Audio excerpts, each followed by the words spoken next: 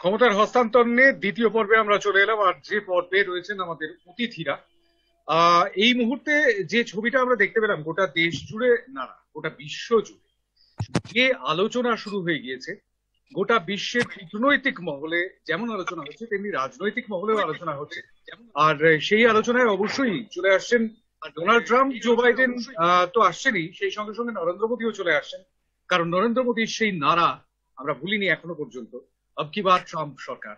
তো সেই সরকার আসার জন্য মরিয়া চেষ্টা করেছে, সেই মরিয়া চেষ্টা যে কোথায় পৌঁছে দিয়েছে গোটা মার্কিন যুক্তরাষ্ট্রকে, মার্কিন যুক্তরাষ্ট্রের নাগরিকদের মনে যে চিরস্থায়ী একটা ছাপ, একটা কালো দিনের স্মৃতি দিয়ে গেলেন ডোনাল্ড ট্রাম্প। এখনো 14 দিন তার সময় রয়েছে, যদিও ইমপিচমেন্ট হবে কিনা জানা যাচ্ছে না এখনো পর্যন্ত। তো সেক্ষেত্রে সেই ছাপটা বোধহয় এত সহজে চলে যাবে না। আমরা এই নিয়ে একটু আলোচনা করব আজকে। আমাদের সঙ্গে যারা যোগ দিয়েছেন আমাদের এস্টিমড প্যানেলে, তাদের সঙ্গে পরিচয়টা করিয়ে দিই। আন্তর্জাতিক সম্পর্ক বিশেষজ্ঞ অধ্যাপক ডক্টর রাজাগোপাল ধর চক্রবর্তী রয়েছেন আমাদের সঙ্গে, স্বাগত জানাই আপনাকে। আমাদের সঙ্গে রয়েছেন রাজনৈতিক বিশ্লেষক অধ্যাপক বিশ্বজিৎ দাস, স্বাগত জানাই আপনাকে। আমাদের সঙ্গে রয়েছেন আরো একজন অতিথি, ডক্টর ইমানুল হক, অধ্যাপক মানুষ। তার সঙ্গেও আমরা কথা বলবো, তবে তার সঙ্গে বোধহয় এই মুহূর্তে সংযোগটা একটু বিচ্ছিন্ন হয়েছে। অবশ্যই আমরা তার সঙ্গে সংযুক্ত হব কিছুক্ষণের মধ্যে। আমরা একদম শুরুতে প্রাথমিক পর্বে যেমনটা আমরা আনইন্টারাপ্টেড 2 মিনিটের একটা বক্তব্যে যাই, সেই বক্তব্যে আসি আমি প্রথমেই একদম অধ্যাপক ডক্টর রাজাগোপাল ধর চক্রবর্তীর কাছে। এই ছবিটা, এই গোটা ছবিটা যেটা মার্কিন যুক্তরাষ্ট্র আমাদের দেখালো, গোটা দুনিয়াকে দেখালো, সেই ছবিটাকে ঠিক কিভাবে ব্যাখ্যা করছেন, কিভাবে নিচ্ছেন এই ঘটনাকে? ব্যাপারটা হচ্ছে যে আমেরিকার এই যে ভোট, রাষ্ট্রপতি নির্বাচনের ভোট গণনা, সেটা কিন্তু আনুষ্ঠানিকভাবে এই 6 তারিখে 6 জানুয়ারি এটা ফিক্সড থাকে যে এমনি যেমন 3 নভেম্বর লোকে ভোট দেয়, তারপরে আবার ইলেকট্রাল কলেজে একটা ভোট হয়, সেটা হয়ে গেছে 14 ডিসেম্বর, এটা একদম ফিক্সড ডেট। আর সেটা গণনা হওয়ার কথা ছিল 6 জানুয়ারি, সেটাও হয়ে গেছে। এখন আমরা যেটা অবাক করা ব্যাপার দেখলাম যে সেই 6 তারিখে যখন ভোট গণনা চলছে, ইলেকট্রাল কলেজের ভোট গণনা, এবং সেখানে বিভিন্ন স্টেট থেকে কারা রয়েছে তাদের সার্টিফিকেশন তৈরি করা ইত্যাদি হ্যান ত্যান, এই সময় কয়েক হাজার মানুষ ঢুকে পড়ে। এবং এটা তাদের ঢোকার কথা নয়, কেননা তাদের ভোট 3 নভেম্বর হয়ে গেছে, সাধারণ মানুষের আর কোনো কাজ নেই। এবং এই সময় ক্যাপিটাল বিল্ডিং, যেটা ওদের সংসদ ভবন বলা যেতেই পারে, সেইখানে তারা যে ঢুকে পড়ে যেভাবে কাজকর্ম করেছে, এবং যিনি করিয়েছেন তিনি আজকের বিশ্বের গণতন্ত্রের ইতিহাসে সবচেয়ে নিন্দিত, কোনো সন্দেহ নেই। কেননা গণতান্ত্রিক প্রক্রিয়াটাকে এভাবে কোনোভাবেই আটকানো যায় না। আমরা দেখেছিলাম 1977 সালে ভারতবর্ষে ইন্দিরা গান্ধী হেরে গিয়েছিলেন, তারপরেও শোনা যায় রায়না বলে ভারতবর্ষের একজন আর্মি জেনারেল ছিলেন, তার কাছে বায়না করেছিলেন, কিন্তু কিছু ঘটেনি। 2004 সালেও যদি দেখেন 7খানা মাত্র ভোট বেশি পেয়েছিল, মানে এনডিএ থেকে ইউপিএ। কোনো ধরনের ঝামেলা আমাদের দেশে ঘটেনি। কিন্তু এখানে এই ট্রাম্প ভদ্রলোক সে মানতে রাজি নয়, এবং মানতে রাজি নয় বলে সে মানুষকে দিয়ে গণনা প্রসেসটাকে আটকে দেওয়া। খুব দুষ্টবুদ্ধি ছিল। সেখানে যদি লোক ঢুকিয়ে গিয়ে কাগজপত্র ছেড়ে দিত, তাহলে একটা সাংবিধানিক সংকট তৈরি করতে হতে পারত, এবং সেই দিকেই যাওয়ার লক্ষ্য ছিল। তাই শান্তম, তুমি যেটা বললে যে ইমপিচ হবে কি না, ইমপিচ আমি তো বলবো ইমপিচ করলে সবচেয়ে ভালো। এছাড়াও 25তম সংবিধান সংশোধনের পরে আমেরিকাতে বলা আছে যে উপরাষ্ট্রপতি চাইলে মানে ক্যাবিনেটের বেশিরভাগ সদস্য যদি রাজি থাকে, তাহলে কিন্তু রাষ্ট্রপতিকে সরিয়ে দিতে পারে। এই ধরনের সংবিধান সংশোধন দেশে আছে। কি ঘটবে আমরা জানি না, যা ঘটে গেছে শুধু আমেরিকার নয়, সারা বিশ্বের সংসদীয় রাজনীতির পক্ষে এটা একটা কলঙ্কজনক দিন। হ্যাঁ শান্ত, একেবারে উপরাষ্ট্রপতি অর্থাৎ ভাইস প্রেসিডেন্ট যিনি আগে ছিলেন মাইক পেন্স, তিনি কি করেন সেটা তো দেখবার একটা বিষয় অবশ্যই 25তম সংশোধনী অনুযায়ী, নাকি তার ইমপিচমেন্ট হয় সেসব দিকে আমরা নজর রাখবো। কিন্তু এই গোটা চিত্রটাকে, গোটা যে ছবিটা মার্কিন যুক্তরাষ্ট্র দেখলো, ওয়াশিংটন ডিসি দেখলো, এই মুহূর্তে 14 দিনের জরুরি অবস্থা জারি হয়ে গিয়েছে, ওয়াশিংটন ডিসিতে। তো সেই গোটা ছবিটাকে ওদেশের এদেশের সব দেশের নিরিখে ঠিক কেমন ভাবে দেখছেন? আমি একটু অধ্যাপক বিশ্বজিৎ দাসের কাছে যাবো। হ্যাঁ, শান্তন, তুমি ঠিকই বলেছো। কারণ এই সময়টা আমরা আসলে একটা গ্লোবাল ভিলেজে বাস করি। মার্শাল ম্যাকলুহান বলছিলেন যে টেকনোলজি বা প্রযুক্তি আমাদের একটা গ্রামের বাসিন্দা করেছে বিশ্বগ্রাম। এখন আমরা আর শুধুমাত্র কলকাতার নাগরিক নই, পশ্চিমবঙ্গের নাগরিক নই, বা ভারতবর্ষের সিটিজেন নই, আমরা বিশ্বপল্লীর বাসিন্দা। ঠিক সেই কারণে প্রযুক্তির সাহায্যে আমেরিকার ওয়াশিংটনের যে মার্কিন কংগ্রেসের ঘটনা, সেটা কিন্তু আমাদেরও ড্রয়িং রুমে ঢুকে গেছে। এবং এর ফলাফল কি হলো, সোশ্যাল মিডিয়া বা সামাজিক গণমাধ্যমগুলো এতটাই সক্রিয় যে টুইটার হ্যান্ডেল বা টুইটার অ্যাকাউন্ট সেটা বন্ধ করে দেওয়া হলো ডোনাল্ড ট্রাম্পের। এবং এই ডোনাল্ড ট্রাম্পের এই যে টুইটার বন্ধ করে দেওয়াটা একটা বড় ধাক্কা। অবশ্যই স্যার রাজাগোপাল ধরচৌধুরী চক্রবর্তী স্যার যেটা বলছিলেন, সেটা গণতন্ত্রের লজ্জা, এবং সারা বিশ্বের কাছে এমন কোনো মানুষ নেই যে নিন্দা করেনি। প্রত্যেকে এই ঘটনার নিন্দা করেছে। কিন্তু তাৎপর্যটা এখানে যে গণতন্ত্র, মার্কিন গণতন্ত্র যদি এভাবে বিপন্ন হয়, যেখানে ভোটারদের একটা বড় অংশ শিক্ষিত, তাহলে সারা বিশ্বের গণতন্ত্র আজ কি ধরনের আশঙ্কার মুখে দাঁড়িয়ে আছে। দ্বিতীয় যে কথাটা তোমাদের বলছিলাম, যে টুইটার অ্যাকাউন্ট বন্ধ করে দেওয়ায়, অর্থাৎ তার বক্তব্য জানায়, সারা পৃথিবীর মানুষ দেখলো যে সাধারণ আমরা এই মুহূর্তে এই যে করোনা পরিস্থিতিতে সমর্থকদের সঙ্গে যোগাযোগের মাধ্যম হিসাবে সামাজিক মাধ্যমটা ব্যবহার করা হচ্ছে। এবং 12 ঘন্টা পরে যখন টুইটার অ্যাকাউন্ট ফিরে পেলেন ডোনাল্ড ট্রাম্প, তখন তিনি দুটো, তার যে বক্তব্য তিনি লিখলেন টুইটারে, তুমি যদি খেয়াল করো যে আজকে তিনি লিখেছেন, সেখানে বলছেন সমর্থকদের তিনি প্রশংসা করছেন। এর পাশাপাশি তিনি অঙ্গীকার করছেন জানুয়ারি মাসের 20 তারিখ, অর্থাৎ এই মাসের 20 তারিখে সুশৃঙ্খল ভাবে ক্ষমতা হস্তান্তর করবেন, অর্থাৎ ক্ষমতা ফিরিয়ে দেবেন। আসলে কোথাও একটা তিনিও মনে করছেন এটা অন্যায় হয়েছে। একই সঙ্গে জো বাইডেন কিন্তু তার বিরুদ্ধে এমন কিছু আক্রমণাত্মক মন্তব্য করেননি, বরং তিনি বলছেন যে এই সময় আমাদের গণতন্ত্রের নজিরবিহীন হামলার মুখে পড়েছে, এবং গণতন্ত্রে এই আক্রমণ আগে গণতন্ত্রের উপরে আসেনি, এবং স্বাধীনতার মূল স্তম্ভ খোদ ক্যাপিটাল হিলের উপরে আক্রমণ।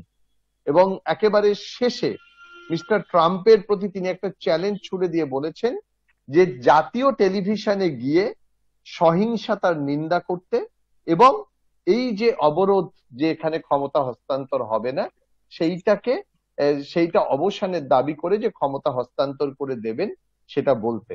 অর্থাৎ একজন রাষ্ট্রনেতা যখন তার সমর্থকদের নিয়ন্ত্রণ না করতে পারে, এটা কিন্তু তার একটা ব্যর্থতা। এটা হচ্ছে অন্ধ ভক্ত ডোনাল্ড ট্রাম্পের, যারা গণতন্ত্রে বিশ্বাস করে না, ডোনাল্ড ট্রাম্পকে বিশ্বাস করে। ডোনাল্ড ট্রাম্প যে চ্যালেঞ্জ ছুড়ে দিয়েছিল ভোটের ফলাফল নিয়ে, কারচুপি নিয়ে, আদালতে সেই তার উপর ভরসা রাখতে হবে। তাই ক্ষমতা হস্তান্তর, যেটা আইনসঙ্গত, সংবিধান সঙ্গত, মার্কিন সংবিধান মেনেই কিন্তু হচ্ছিল। তবে এর আগেও কিন্তু আমেরিকার কংগ্রেস প্রায় 200 বছর আগে এরকম এক ধরনের আক্রমণ দেখেছে। সেটা হচ্ছে 1812 খ্রিস্টাব্দে যুক্তরাষ্ট্র ব্রিটিশের বিরুদ্ধে যুদ্ধ ঘোষণা করেছিল। কেন? সমুদ্র বাণিজ্য নিয়ে তাদের বিভিন্ন যে নীতি, সেই নীতিতে যুদ্ধ ঘোষণা করে। এবং 1814 সালে একেবারে ব্রিটিশ বাহিনী আমেরিকার কংগ্রেসের মধ্যে ঢুকে তাদের বিভিন্ন ভাবে আক্রমণ করে, আগুন লাগানোর চেষ্টা করে। এই যে ঘটনাটা, সেই 200 বছরের আগের স্মৃতি কিন্তু মনে করিয়ে দিচ্ছে। এবং একটা জিনিস, যেভাবে ভাঙচুর করা হয়েছে, এই ভাঙচুরটা কিন্তু আসলে গণতন্ত্রের নিন্দা। সেই কারণে বরিস জনসন আজকে তার সমালোচনা করছে, জার্মানির পররাষ্ট্রমন্ত্রী হাইস তার সমালোচনা করছেন, সারা পৃথিবী জুড়ে সমালোচনা হচ্ছে। আর গণতন্ত্রের প্রতি এই অসহিষ্ণুতা, এই লক্ষণটা, এটা সংক্রামক রোগের মতো পৃথিবীর অন্যান্য রাষ্ট্রে যদি ছড়িয়ে পড়ে, তাহলে আগামী পৃথিবী এক কঠিন অসুখের মুখে পড়তে চলেছে, যেখানে রাজনীতিতে গণতন্ত্র থাকবে না। ঠিকই। অনেক ধন্যবাদ অধ্যাপক বিশ্বজিৎ দাসের কাছ থেকে। এবার অধ্যাপক ইমানুল হকের কাছে, ডক্টর ইমানুল হকের কাছে আমি একটু চলে যাব। যে এই গোটা ছবিটাকে ঠিক কিভাবে দেখছেন, কিভাবে ব্যাখ্যা করবেন? আমেরিকার মানুষ যেটা দেখলেন, এইটা নিকারাগুয়ার মানুষ, ভেনেজুয়েলার মানুষ, বলিভিয়ার মানুষ বহুদিন ধরে দেখে আসছেন। নির্বাচিত সরকারের ভোট হয়ে যাওয়ার পর সেই সরকারকে মানি না, এই কথা, সেই ভোটকে মানি না, এই কথা দিনের পর দিন আমেরিকার যেই প্রেসিডেন্ট থাকুন তারা বলেছেন। এটা আমেরিকা একদিনে আমেরিকা হয়নি। একদিনে হঠাৎ করে ট্রাম্প এই লোকগুলোকে বদলে দেন। এই লোকগুলো ভেতরে ছিল, সেটা ট্রাম্প, আজকে ট্রাম্পের নামে দোষ দিতে পারছি, এটা হচ্ছে আমেরিকান গণতন্ত্রের অন্তর্নিহিত সমস্যা। আমেরিকা এই গণতন্ত্রই অন্য দেশে চালিয়েছে। নিকারাগুয়ায় সরকারকে উৎখাত করতে চেয়েছে, করেওছে, সশস্ত্র ভাবে করেছে। আলেন চিলিতে করেছিল অতীতে আলেনদের, এবং আমরা সাম্প্রতিক কালে দেখেছি যে ভেনেজুয়েলাতে মাদুরো সরকারকে মানতে চায়নি এবং সশস্ত্র গণ অভ্যুত্থানের দিকে দিয়ে সেনাবাহিনীকে অভ্যুত্থান ডাক দেওয়া হয়েছে, এবং সেখানে এমন সমস্ত প্র্যাকটিস চালু করা হয়েছে যেটা আমরা আজকাল দেখি। যেহেতু ওখানে হুগো চাভেজ নিয়ম করেছিলেন যে সরকার যা বলবে সেই বক্তৃতা জনগণকে শোনাতে হবে, তখন ওরা একটা নিয়ম করে দেয় যে টিভিতে, ওই সময়তে টিভি কোম্পানিগুলো রান্নার রেসিপি দেখানো শুরু হয়, যেখান থেকে গোটা পৃথিবী এখন রান্নার দিকে ঝুঁকে গেছে। এই যে ভোগবাদী করে দিয়েছে গোটা দুনিয়াকে, মানে আগে ছিল আপরুচি খানা, পররুচি পর্না, এখন হয়ে গেছে আপরুচি পর্না, পররুচি খানা। এই যে খাবারের বিজ্ঞাপন, ফ্যাশনের বিজ্ঞাপন, খেয়াল করে দেখবেন যে ভেনেজুয়েলার ইতিহাস থেকে দেখবেন যেটা পৃথিবীতে অনেক বাড়ানো হয়েছে। কারণ তখন লোকে যখনই হুগো চাভেজের বক্তৃতা বা সরকারি কোনো অনুষ্ঠান আসতো, লোকে খুব বিরক্ত হতো। যেমন আমাদের একসময় এখানে হয়েছিল না, যে যখন দেখবেন যে একটা সরকারি অনুষ্ঠান দেখানো হতো সিনেমা হলে, তথ্যচিত্র আমরা পরে ঢুকতাম, যেন নয়, অর্থাৎ মনে মনে এমন লাগছিল সরকারি জিনিস দেখার দরকার। তো এইটা ওরা করেছেন, এখন ওরা নিজের ঘরে এসে পৌঁছেছে। আজকে তো আফগানিস্তানের লোকেদের বলা উচিত যে চলো আমরা তোমাকে গণতন্ত্র শেখাচ্ছি। এরা ইরাকে কি করেছে, নির্বাচিত সরকার কি দুষ্কাত করেছে, এরা কিউবাতে দিনের পর দিন কি করার চেষ্টা করেছে। এটা আজকে আমেরিকা তার ঘরে এসে হাজির হয়েছে বলে আমরা বলছি খুব খারাপ। ট্রাম্প, আমাদের একটা ঝোঁক হচ্ছে আমরা কোনো ব্যক্তির ওপর চাপিয়ে দিই, গুণগুলোও চাপিয়ে দিই বা দোষগুলোও চাপিয়ে দিই, তাতে আমাদের অনেকগুলো সুবিধা হয়, তাতে আমরা নিজেদের সৎ প্রমাণ করতে পারি। এই ট্রাম্প মানসিকতা কি আমাদের মধ্যে নেই? আমরা কি আমেরিকাকে পৃথিবীর শ্রেষ্ঠ গণতন্ত্র বলে মনে করি না? আমাদের কি মনের মধ্যে গ্রিন কার্ড পাওয়ার জন্য লালায়িত আমরা হই না? এবং আমরা জানতাম না ট্রাম্প এটাকে বেআব্রু করে দিয়েছে। এটা ছিল আমেরিকার মধ্যে। আমেরিকায় আমরা এর আগে দেখেছি, যখন হচ্ছে জর্জ বুশ 2000-এতে, এই যে 4 হ্যাঁ, যখন নির্বাচিত হলেন, অনেক ভোট গোনা হয়নি, 13 লক্ষের বেশি ভোট গোনা হয়নি, নির্বাচিত ঘোষণা করে দেওয়া হয়েছিল, কারণ তখন তাদের জর্জ বুশকে দরকার ছিল আমেরিকার। আজকে ঘটনাচক্রে ওখানে এসছেন কিছু মানুষ যারা অনেক বামপন্থী মানুষ, যারা বলেছেন আমরা 99% সেই আন্দোলনগুলো দিনের পর দিন হয়েছে, সিয়াটলে হয়েছে, ওয়াশিংটনে হয়েছে, নিউ ইয়র্কে হয়েছে। কারণ আমেরিকার তো একটা আমেরিকা না, আরেকটা আমেরিকা আছে, যে আমেরিকা ভিয়েতনাম যুদ্ধের সময় ভিয়েতনামের পক্ষে রাস্তায় নামে, যে আমেরিকা চার্লি চ্যাপলিনকে যেমন একদিকে, এই যে ম্যাকার্থিন আমেরিকাও যেমন এটা, তেমনি চার্লি চ্যাপলিনকে আশ্রয় দেওয়ার আমেরিকাও এটা। সুতরাং আমাদের দুই আমেরিকা তো আছে, একটা আমেরিকা তো না। এবং আমি যেটা নিয়ে সব থেকে বেশি চিন্তিত, সবাই তো বাকিরা জানেন ঘটনাটা, ডক্টর হক ভালো বলেছে, আমি খুব চিন্তিত। সেটা আমি এটা বলে শেষ করবো, ভারতের জাতীয় পতাকা দেখা গেছে। এই ভারতের জাতীয় পতাকা দেখা যাচ্ছে যেদিন, তার দুদিন পর ভারতবর্ষের সংসদ নির্বাচনে, বিধানসভা নির্বাচনে, পুরসভা নির্বাচনে বিদেশে থাকা এনআরআইরা ভোট দিতে পারবেন, এইটা কিন্তু ছাপ মেরে দিয়েছে বিদেশ মন্ত্রক। এটা নিয়ে কোনো আলোচনা হচ্ছে না, কি ভয়ঙ্কর ব্যাপার। এই এনআরআইদের একটা অংশ, বিপুল অংশ, শতকরা 95% হচ্ছেন কিন্তু ও দেশের নাগরিক হয়ে গেছেন। তাহলে দ্বৈত নাগরিকত্ব কি আমরা মেনে নিচ্ছি? এবং আমরা এটা খেয়ালই করি না, যারা আলোচনাই হয় না, যে আমরা অন্য দেশে এখানে কিছু করলে আমরা বলি যে বিদেশি হস্তক্ষেপ, কিন্তু পৃথিবীর এমন কোন দেশ নেই যে দেশে আরএসএস এর বা হিন্দু মহাসভার শাখা নেই। তো এইটা তো একটা অনলাইন আবেদন হওয়া উচিত, এই নাগরিকরা কারা যারা ভারতের জাতীয় পতাকাকে কলঙ্কিত করবে। ভারতের প্রধানমন্ত্রী যখন যেমন তখন তখন বলে বলেছেন, কিন্তু একটা এসছে, আমি তা বলি শেষ করি, ট্রাম্প বলেছেন আমার তো এমএলএ এমপি কেনার সুযোগ নাই। ভাগ্যিস একটাই খালি ধন্যবাদ আমেরিকার পক্ষে ভালো বা পৃথিবীর পক্ষে ভালো যে ভোটটা এখন ইভিএম এ হয়নি, তাহলে আর এই সকল আন্দোলন দেখতেই হতো না, তার আগে ট্রাম্প জিতে। বেশ, ইভিএম বলে ঠিক কি হতো জানি না, কিন্তু বেশ কিছু প্রশ্ন উঠে গেল। একটা প্রশ্ন অবশ্যই, হ্যাঁ, একটু আগেই যে বিষয়টা বলছিলাম যে এদেশ কোনোভাবে জড়িয়ে রয়েছে, ভারত কোনোভাবে না কোনোভাবে জড়িয়ে রয়েছে। হাউডি মোদির কথা আমরা ভুলে যাইনি। হাউডি মোদির কথা একটু আগেই বলছিলাম যে সেখানে নরেন্দ্র মোদী মঞ্চের উপর দাঁড়িয়ে বলে এসেছিলেন যে আপকি বার ট্রাম্প সরকার। আর তার পাল্টা অবশ্য ফেব্রুয়ারি মাসে ট্রাম্পও এসেছিলেন এদেশে 2020 ফেব্রুয়ারিতে। সুতরাং সেই জায়গাটা রয়েছেই, যেমন সেই সঙ্গে সঙ্গে ডোনাল্ড ট্রাম্পের সঙ্গে একটা বন্ধুত্বপূর্ণ আবহাওয়া, সেই জো বাইডেনের সঙ্গেও হয়তো বন্ধুত্বপূর্ণ একটা আবহাওয়া চলে আসবে। কিন্তু একটা টুইট, সেই টুইটের কথাটা বলবো যেটা প্রধানমন্ত্রী নরেন্দ্র মোদী এই ঘটনার পর করেছিলেন। বৃহস্পতিবারই সেই টুইটটি করেন নরেন্দ্র মোদী, এবং সেখানে তিনি লেখেন যে ক্ষমতার হস্তান্তর শান্তিপূর্ণভাবে হওয়া উচিত এবং যথাযথ হওয়া উচিত, নিয়ম নীতি মেনে হওয়া উচিত। সত্যি সত্যি কি ক্ষমতার হস্তান্তর দেশে দেশে কালে কালে, এবং আমাদের এই ভারতবর্ষে যেখানে সংসদীয় গণতন্ত্রের মন্দিরের উপরে পর্যন্ত হামলা হয়েছে। আমি বিদেশি হামলা, বাইরের শত্রুর হামলার কথা বলছি না, অন্দরমহল থেকে হামলা হয়েছে। গণতন্ত্রের মন্দিরের উপর হামলা ভারতবর্ষেও হয়েছে, এবং সেটা রাজনৈতিক উদ্দেশ্য প্রণোদিত ভাবেও হয়েছে। সেই ঘটনার কথা তো অস্বীকার করার কোনো উপায় নেই। সুতরাং এদেশের পরিপ্রেক্ষিতে এই গোটা ঘটনার তাৎপর্যটা ঠিক কি হতে পারে? ভারতের ফ্ল্যাগ দেখা গেছে। বিশ্বজিৎ মিউট মিউট মিউট করা রয়েছে, বিশ্বজিৎ মিউট করা রয়েছে, আনমিউট করতে হবে। ভারতবর্ষের যে ফ্ল্যাগ দেখা গেছে এইটা কিন্তু খুব তাৎপর্যপূর্ণ, যে ভারতবাসীর উপরে সেই প্রভাব। আমরা কিন্তু পশ্চিমবঙ্গে এমন ঘটনা দেখেছি যে বিধানসভা ভাঙচুর, এবং সেক্ষেত্রে শুধুমাত্র সমর্থক নয়, রাজ্যের যিনি প্রধান তিনিই ছিলেন এবং তিনি ভাঙচুর করেছেন।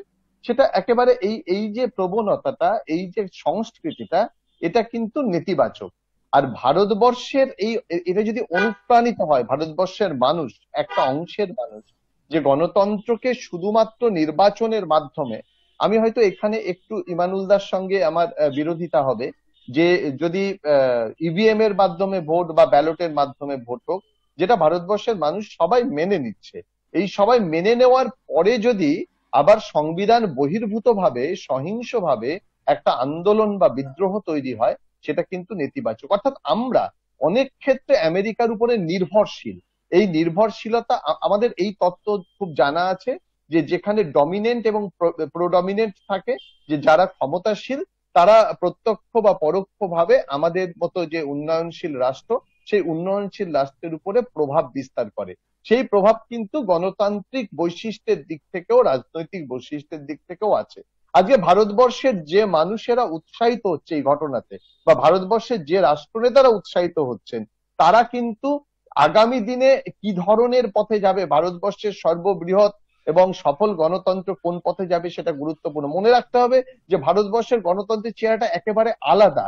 এখানে যে বহুত্ববাদ রয়েছে গণতন্ত্রের, সেই বহুত্ববাদের পরে যদি প্রভাব আসে আমেরিকার এই ঘটনার, তাহলে আগামী দিনের ক্ষেত্রে কিন্তু সেটা খুব খারাপ একটা প্রভাব নিয়ে আসতে পারে। সেটা আমাদের ভাবতে হবে।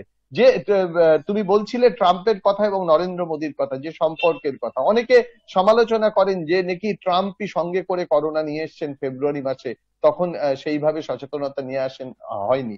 কিন্তু একটা জিনিস ভাবতে হবে, এই ট্রাম্পের সঙ্গে আমাদের নরেন্দ্র মোদীর সম্পর্ক কখনো ঘনিষ্ঠ হয়েছে, আবার কখনো সেই বন্ধুত্বের মধ্যে আবার হুঙ্কার এসছে। যখন হাইড্রক্সি ক্লোরোকুইন দেওয়া হয়নি, তখন কিন্তু নরেন্দ্র মোদীর উপরে আঙুল তুলেছে। এই যে বন্ধুত্ব, এই বন্ধুত্বটাকে আমরা বলবো রাজনৈতিক দিক থেকে কৌশলপূর্ণ বন্ধুত্ব বা স্ট্র্যাটেজিক ফ্রেন্ডশিপ।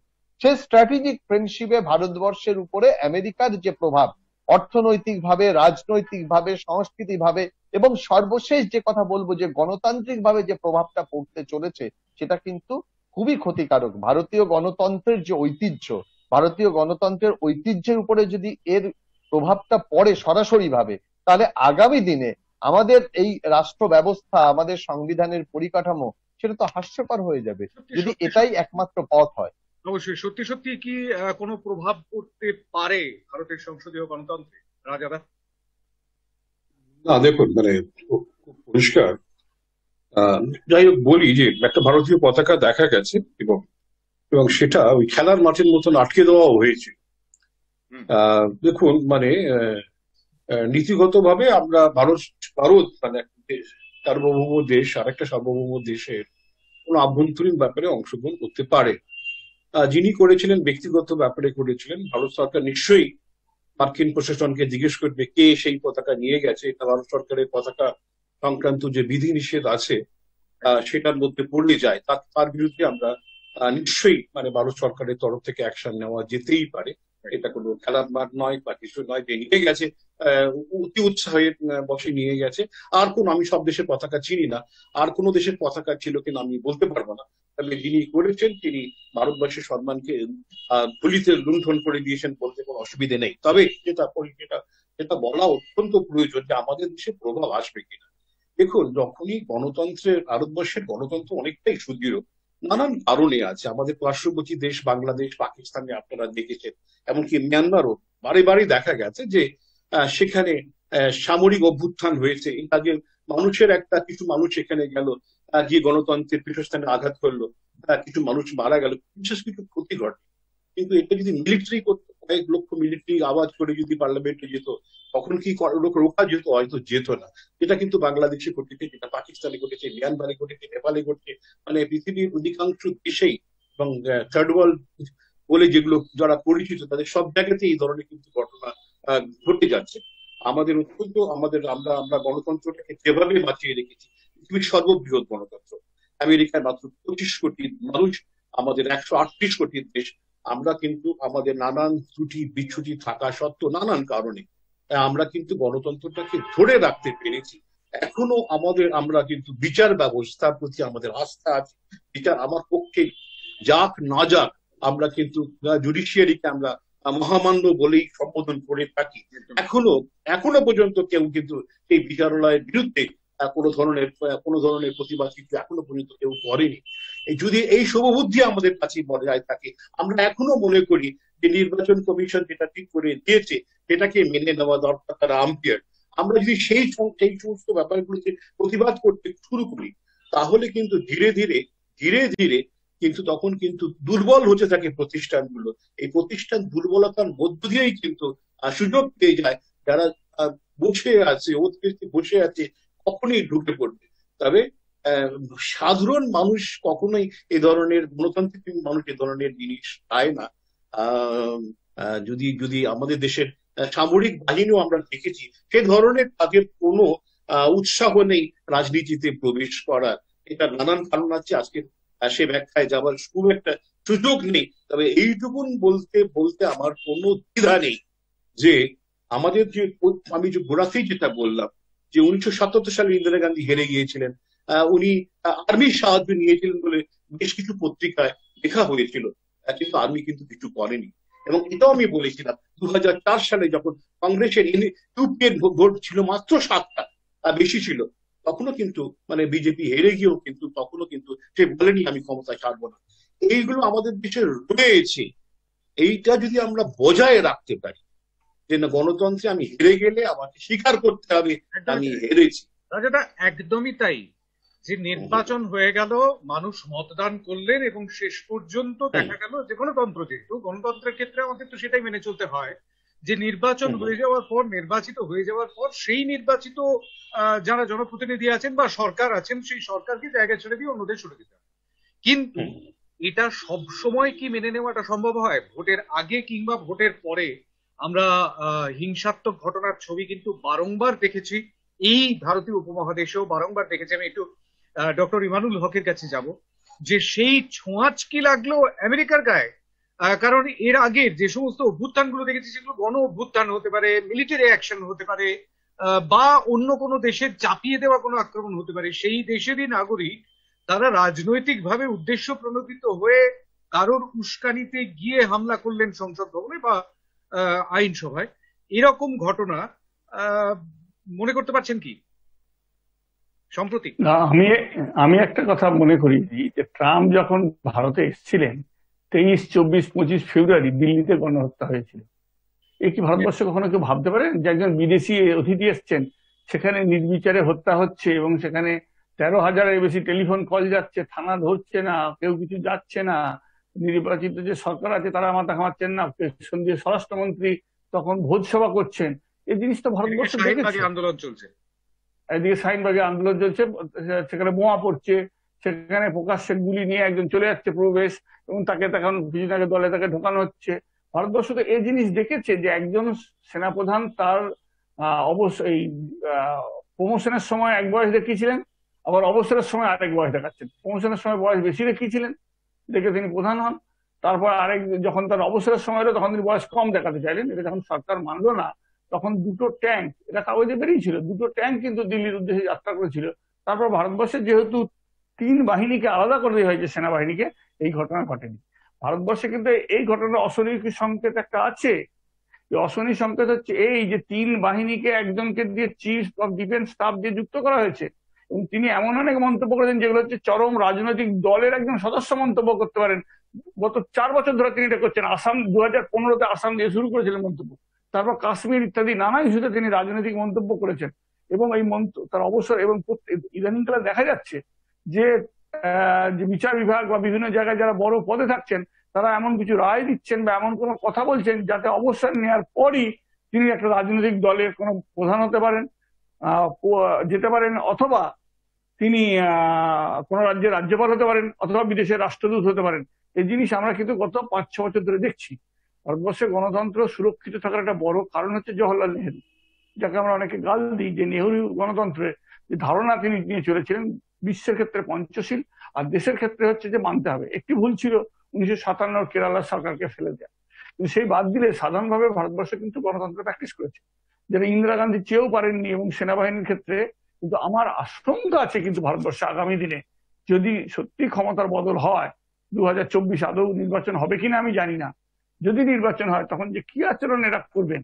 কারণ প্রফেসর যেটা বলছিলেন সেই কথাটা যদি হওয়া উচিত, বলছেন না এগুলো হওয়া উচিত না, তার দিন তো হওয়া উচিত ছিল যে অন্য রাজ্যের একজন নাগরিক সিএ বিরোধী আন্দোলনে যুক্ত হয়েছেন বলে তাকে দ্রুত ফেরত পাঠিয়ে দেওয়া হয়েছে। অথচ আমি দেখেছি অন্য দেশের নাগরিক খালি কলকাতায় যাদবপুরে নির্বাচনী প্রচার সভা করেছেন, কিছু হয়নি।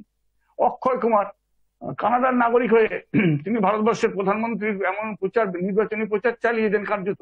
আমরা দেখতে পাচ্ছি তাদের ক্ষেত্রে কোনো ব্যবস্থা নেওয়া হয় না।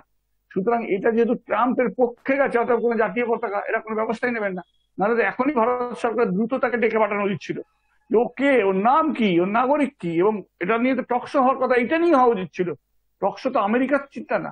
আমি যদি কোনো জায়গায় মানুষ মারা যায় খুব খারাপ, কিন্তু পাড়ায় জল বন্ধ থাকলে আমরা বেশি চিন্তিত থাকি। তো এটা তো ভারতবর্ষের জাতীয় পতাকা, যে জাতীয় পতাকা সামান্যতম অবমাননা করলে বহু মানুষের জেল হয়ে যাচ্ছে, জরিমানা হচ্ছে, তাকে নাকাল করা হচ্ছে।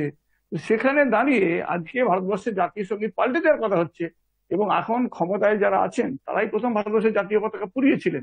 তো আগামী দিন জাতীয় পতাকা যে বদলে দেওয়ার কথা বলা হবে না এটা জানি না। সুতরাং এইটা আমি আরো বেশি চিন্তিত। একজন ব্যক্তিটা বড় কথা নয়, বড় কথা হচ্ছে প্রতীক, যে একটা জাতীয় পতাকা সে নিয়ে যেতে পারলো, তার মানে আরো অনেক লোক আছে, ও একা নয়, ও কোনো ইন্ডিভিজুয়াল বা ব্যক্তি নয়। এমনি আমাদের ঝোঁক আছে যে সংখ্যাগরিষ্ঠ অংশের জনগণ যদি কোনো ভুল করেন, কেউ একক ব্যক্তি, তাকে বলা হয় এটা বিকৃত মস্তিষ্ক, ওটা একক ভুল। এইটাই যদি সংখ্যালঘু হয় বা কালো হয় বা আদিবাসী হয়, তখনই তার পেছনে হয় মাওবাদী, না হচ্ছে জঙ্গি, অথবা হচ্ছে তার পেছনে মাওবাদী একটা তকমা দিয়ে দেওয়া হয়। এই লোকটাই রাজনীতির জন্যই করা হয় আমাদের। হ্যাঁ, না সবচেয়ে দুঃখের বিষয়, আমি রাজনীতি বলবো না, আমি রাজনীতি শব্দটা ব্যবহার করি, আমি বলবো পলিটিক্স। রাজনীতি মানে তো নীতির, পলিটিক্স কোথায়? এখানে নীতির রাজা নয়, এখানে এটা হচ্ছে রাজার নীতির ছলে বলে কৌশলে ক্ষমতা থাকতে হবে। এই যে লোকটি আরএসএস এর বা হিন্দু মহাসভার সদস্য নয়, এবং এই আবার আগামী দিনে এই ধরনের লোকেরাই আমি দেখেছি, আমার অনেক চেনা জানা লোক যারা এককালে বামপন্থী ছিল এখন খুব বিজেপির ভক্ত হয়েছেন, তাদের মানুষকে জিজ্ঞেস করেছি, তুমি যে ভারত নিয়ে এত চিন্তিত, তুমি কোন দেশের নাগরিক, এটা ফেসবুকে বলো। বলতে চায় না, তার কারণ হচ্ছে ও দেশের সে নাগরিক হয়ে গেছে। অথচ ভারত নিয়ে দিনের পর দিন দেখবেন যে প্রচুর লোক যারা ফেসবুক বা সোশ্যাল মিডিয়ায় মন্তব্য করে এই সরকারের পক্ষে, তারা কিন্তু অন্য দেশের নাগরিক। কারণ আমি আবার বললাম, বহু দেশে আরএসএস এবং হিন্দু মহাসভা অত্যন্ত সক্রিয়, যেমন তবলিগ জামাতের লোকেরা সক্রিয়, জামাত ইসলামীর লোকেরা বিভিন্ন দেশে সক্রিয়। এই যে মৌলবাদী সাম্প্রদায়িক শক্তি অন্য দেশের বিষয়ে মাথা ঘামাচ্ছে, এইটা ভয়ঙ্কর। আগামী দিনে আমরা লোকসভার সামনে বা বিধানসভার সামনে এটা যে দেখবো না, এটা বলতে পারি না। আমরা দেখেছি তো বাবরি মসজিদ তো ভাঙতে দেখেছি, আদালতের তো রায় ছিল, ভারতবর্ষের সংবিধানে বলা হয়েছিল 1947-এর পর যাতে স্থিতাবস্থা বজায় থাকবে, সুপ্রিম কোর্ট তো বলেছিল যে বাবরি মসজিদের ক্ষেত্রে ব্যবস্থা বজায় রাখতে হবে, কিন্তু দেখবেন গত 30 বছর বজায় রাখা সম্ভব হয়নি। আমি একটুখানি ভাঙার পর না ভেঙে ফেলেছে সেটা অন্যায়, কিন্তু তার থেকে আরো বিপজ্জনক হচ্ছে এইটা, লোকগুলো বলছে আমরা ভেঙেছি আর আদালত বলছে না না কেউ ভাঙেনি।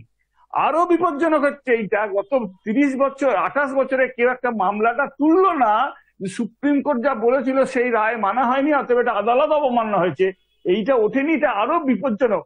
প্রশ্ন নেই, শেষ করছি শান্তম, বলছি প্রশ্ন নেই, এর থেকে বড় প্রশ্ন আর কিছু হতে পারে, প্রশ্নহীন হয়ে যাচ্ছে। একটা প্রশ্ন দিয়ে শেষ করতে হবে আজকের অনুষ্ঠানের একেবারে শেষাশেষি, সেই প্রশ্নটাই করবো। সেটা হচ্ছে যে এই যে ক্ষমতার হস্তান্তর যার কথা বলেছেন নরেন্দ্র মোদী, ভারতের প্রধানমন্ত্রী, সেই ক্ষমতার হস্তান্তর কি নীরবে নিঃশব্দে করা যায়? সেটা কি কোনো দেশেই কোনোভাবেই সম্ভব? আমি শুরুতেই চলে যাব একটু ডক্টর রাজাগোপাল ধর চক্রবর্তীর কাছে। সামনে অনেকগুলো নির্বাচন। হ্যাঁ দেখুন, হ্যাঁ সেটা সত্যি ঠিকই বলেছেন যে আপনি যে আশঙ্কা করছেন পশ্চিমবঙ্গ সম্বন্ধে, আমার আশঙ্কা আছে যে যদি কোনো ধরনের নির্বাচনে এমন কিছু রেজাল্ট ঘটে যায় তাহলে কিন্তু ক্ষমতা সহজ হস্তান্তর ঘটবে কিনা, বা নির্বাচনের আগেও কোনো ধরনের বড় ধরনের কিছু হাঙ্গামা ঘটবে কিনা সেটা কেউই বলতে পারে না, কেননা ক্ষমতা এমনই জিনিস সে কেউই ছাড়তে চায় না। বামেরাও দীর্ঘদিন ছাড়তে চায় না, বামেরাও দীর্ঘদিন ছিল, তারা আমরা জানি প্রথম দিকে মানুষের আশীর্বাদ, পরে পরে কিন্তু তারা একেবারে ক্ষমতার দম্ভে ক্ষমতার জোরেই তারা টিকে ছিল, এটা বলতে কোনো দ্বিধা নেই। তারপরেই তারা কিন্তু নির্বাচনে 11 নির্বাচনে হেরে তারা কিন্তু তাদের ক্রমশই রক্তক্ষরণ হচ্ছে। ব্যাপারটা হচ্ছে গণতন্ত্র এমনই জিনিস, আমাকে কিন্তু সহিষ্ণু হতে হবে। আমি যখন আমার কথা বলবো আমার বিরুদ্ধের কথাও কিন্তু শুনতে হবে, সেই ব্যাপারটা কিন্তু নজরে পড়ে না। সেটাই গণতন্ত্র। একেবারে আমি একটু অধ্যাপক বিশ্বজিৎ দাসের কাছে যাবো। সত্যি সত্যি ক্ষমতার হস্তান্তর কি শান্ত নিরবচ্ছিন্ন ভাবে, মানে নিঃশব্দে নীরবে হওয়াটা সম্ভব শান্তিপূর্ণ ভাবে? সেটা নির্ভর করে পরিস্থিতির উপরে, অর্থাৎ কাদের কাছ থেকে কার উপরে ক্ষমতা যাচ্ছে তার উপরে। একেবারে খুব সংক্ষিপ্ত বা অবজেক্টিভ আনসার তার সম্ভব নয়। দ্বিতীয় কথা, আমরা যখন এই আলোচনা করছি তখন এই মুহূর্তের খবর যে 4 জন মারা গিয়েছিলেন, আরো একজন গতকালের যে ঘটনা তাতে আমেরিকায় মারা গেছেন, মৃতের সংখ্যা 5, এবং এটা অত্যন্ত দুঃখজনক। যে ক্ষমতা হস্তান্তরের কথা বলছো, আমাদের এখানেও নির্বাচনের পরে আমরা দেখেছি একেবারে যে রাজনৈতিক দলই পরাজিত হয়েছে তারা কারচুপির অভিযোগ করেছে, সে ছোট থেকে বড় সব স্তরে। কিন্তু কারচুপির অভিযোগ করা আর সরাসরি ক্ষমতা থেকে সরে যাওয়ার জন্য আক্রমণ করা দুটো আলাদা। আমরা কিন্তু আমাদের দেশে কারচুপির অভিযান, আমাদের রাজ্যে কারচুপির অভিযোগ এটা দেখেছি, এটাতে আমরা অভ্যস্ত, এই রাজনৈতিক সংস্কৃতি আমাদের। কিন্তু আমরা এর পাশাপাশি ক্ষমতা হস্তান্তরের ক্ষেত্রে এই ধরনের সহিংস আক্রমণ সেটা দেখিনি। সেটা যাতে দেখতে না হয়, ভারতবর্ষের যারা রাষ্ট্রনেতা আছেন তারা যাতে এই ঘটনাটাকে উৎসাহিত না করেন সেটা মনে রাখতে হবে। এবং এটা তোমার আরেকটা জিনিস মনে রাখা দরকার যে রিপাবলিকানরাও কিন্তু এই ঘটনার সমালোচনা করছে, শুধুমাত্র ডেমোক্রেটরা করছে এমন নয়। সারা বিশ্ব জুড়ে যেমন সমালোচনা হচ্ছে, রিপাবলিকানরাও অনেক অংশে এর সমালোচনা করা হচ্ছে। শুধু একটা অংশ এই আন্দোলনে গেছিল। লাস্ট যে কথা বলবো, যে হাউসের কাউন্সিল প্যাট সিপোলেনে, তার কাছে কিন্তু জানতে চেয়েছে ডোনাল্ড ট্রাম্প যে আইনগত কি দিক রয়েছে, আইনগতভাবে ক্ষমা চাওয়া যায় কিনা, কি পদ্ধতি রয়েছে সেগুলো। অর্থাৎ এই যে নরম মানসিকতা, এটা যদি একটু আগে হতো তাহলে গণতন্ত্রের এই চেহারা বিশ্বকে দেখতে হতো না। আর আমরা যারা বিদেশ থেকে অনেক কিছু শিখি, আমাদের যে একটা প্রভাব রয়েছে অন্য দেশের, অর্থাৎ শক্তিশালী বা উন্নত রাষ্ট্রগুলো আমাদের প্রভাবিত করে, সেখানে কিন্তু আমাদের চাপ বা দায় অনেক বেশি যে আমরা যে কোনো ভাবে প্রভাবিত হয়ে যেতে পারি। এখানে সতর্ক হওয়া প্রয়োজন। ভারতবর্ষের ক্ষেত্রে বা ভারতবর্ষের মতো দেশের সতর্কতা অত্যন্ত জরুরি, কারণ আমাদের গণতন্ত্রের ঐতিহ্য ধরে রাখতে হবে। একেবারে। ডক্টর ইমানুল হক, আপনার কাছে যাবো। আমার কথা একটাই, যে একটাই বলা, সেটা হচ্ছে যে আমেরিকা অন্য দেশে যা করতো আজকে তার নিজের দেশে ঘটছে। অনেকে মজা করে বলেছেন যেহেতু করোনা আছে, বিদেশ যাওয়া নিষেধাজ্ঞা আছে, অতএব এরা নিজের দেশেই প্র্যাকটিস করছে। এইটা গণতন্ত্রের যে অন্তর্নিহিত বিরোধ। এবং এটা মনে রাখবেন যে ট্রাম্প পরাজিত হয়েছেন, কিন্তু ট্রাম্পের জনসমর্থন 48% বেশি। এটাও যেন আমরা ভুলে না যাই। সুতরাং রামায়ণে একটা কথা আছে, রাজা যেমন প্রজা তেমন। মহাভারতে বিদুর বলছেন উল্টো, প্রজা যেমন রাজা তেমন। আমাদের মানসিকতার মধ্যে একটা স্বৈরতন্ত্র এবং বিদ্বেষী মনোভাব রয়ে গেছে, সেটাই হচ্ছে সব থেকে ভয়ের এবং আশঙ্কা। এটা তো একেবারে সেই কূটনীতি, রাজনীতি বা যাই হোক না কেন, সবকিছুর একটা মূল কথা, আমরা যেমন প্রশাসক চাই আমরা তেমন প্রশাসক পাই। তো সুতরাং সেই জায়গা থেকে শেষ পর্যন্ত এই জায়গাতেই আসতে হবে। বেশ কিছু প্রশ্ন তো উঠেই গেল, আরো অনেক প্রশ্নের উত্তর মেলা বাকি। সেই সব প্রশ্নের উত্তরগুলোর অপেক্ষায় আমাদের থাকতে হবে। আর সেই সঙ্গে সঙ্গে একটা বিষয়, সেটা হচ্ছে ডোনাল্ড ট্রাম্প কি সত্যি সত্যি তার সমর্থকদের নিয়ন্ত্রণ করতে পারেননি, নাকি সমর্থকদের ব্যবহার করেছেন, সেটা কিন্তু সবচাইতে বড় প্রশ্ন। আর ক্ষমতার হস্তান্তর সত্যি সত্যি নীরবে গদি ছেড়ে চলে যাওয়া সম্ভব কিনা পৃথিবীর কোনো দেশেই, সেই প্রশ্নটাও অবশ্যই রয়ে যাবে। তার উত্তর দেবে সময়, উত্তর দেবে অবশ্যই গণতন্ত্র, উৎসব দেবে, উত্তর দেবে এই গোটা পৃথিবী। অনেক ধন্যবাদ ডক্টর রাজাগোপাল ধর চক্রবর্তী, অধ্যাপক বিশ্বজিৎ দাস এবং অধ্যাপক ডক্টর ইমানুল হককে। আজকের অনুষ্ঠান এই নোট থেকেই শেষ করছি। নমস্কার।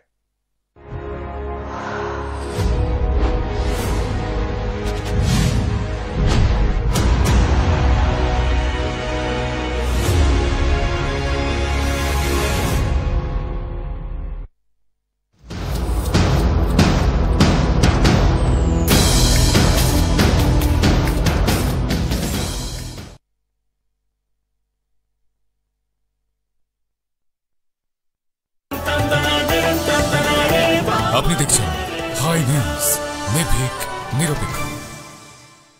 মুখ্যমন্ত্রী